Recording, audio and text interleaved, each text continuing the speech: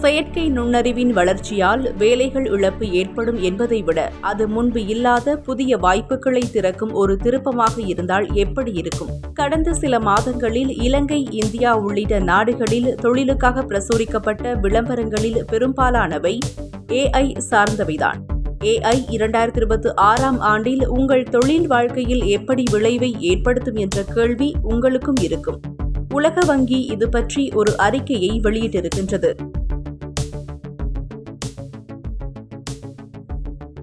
நிதி மேம்பாட்டுக்கான உலக வங்கி இந்திய துணைக்கண்டம் மற்றும் தெற்காசியா முழுவதும் இலங்கை உட்பட செயற்கை நுண்ணறிவு திறன்களுக்கான தேவை விரைவாக உயர்வதை சுட்டிக்காட்டியுள்ளது. இந்த போக்கு வேலைக்கு சேர்க்கும் முறைகளையும் பாதிக்க தொடங்கியுள்ளது எனவும் குறிப்பிடப்பட்டுள்ளது. ஜனவரி 2023 மற்றும் மார்ச் 2025 காலப்பகுதியில் AI சார்ந்த வேலைவாய்ப்பு விளம்பரங்களின் பங்கு 2.9 வீதத்திலிருந்து 6.5 வீதமாக இரட்டிப்புக்கும் மேலாக உயர்ந்துள்ளது.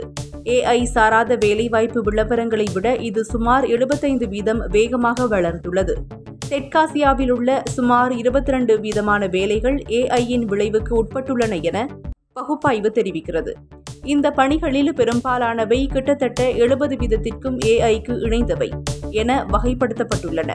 அதாவது தொழிலாளர்கள் AI-யால் மாற்றாகப்படுவதற்கு பதிலாக அதை ஒரு கருவியாக பயன்படுத்துவார்கள் என்பதாகும். இதற்கு ஆசிரியர்கள், வழக்கறிஞர்கள், கட்டடக் கலைஞர்கள் மற்றும் ஆராய்ச்சி மேம்பாட்டு நிபுணர்கள் போன்றோர் உதாரணமாக உள்ளனர். சுமார் 7 வீதம் பணிகள் மட்டுமே அதிக இடர்பாடு உள்ளவை என வகைப்படுத்தப்பட்டுள்ளன.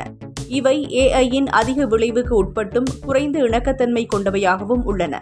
கால் சென்டர் ஏஜென்ட்கள், கணக்காளர்கள் மற்றும் ப்ரூஃப் ரீடர்கள் போன்ற பணிகள் ChatGPT போன்ற கருவிகள் வெளியீட்டைத் தொடர்ந்து வேலைவாய்ப்பு விளம்பரங்களில் சரிவை ஏற்கனவே காண்கின்றன.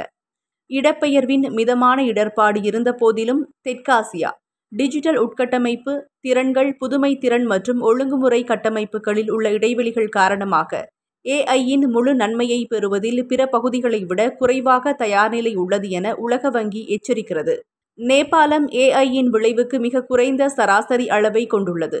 அதே நேரத்தில் பூட்டான் மற்றும் இலங்கை அதிக விளைவு விகிதங்களை காட்டுகின்றன.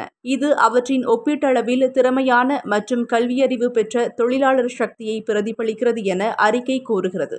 AI-யின் விளைவுக்கு உட்பட்ட இந்த வேலைகள் பொதுவாக சிறந்த சம்பளம் வழங்குவனவாக உள்ளன. மேலும் இந்த நாடுகளில் அனைத்து சம்பள வருவாயில் இவை 42 வீதம் பங்கை கொண்டுள்ளன.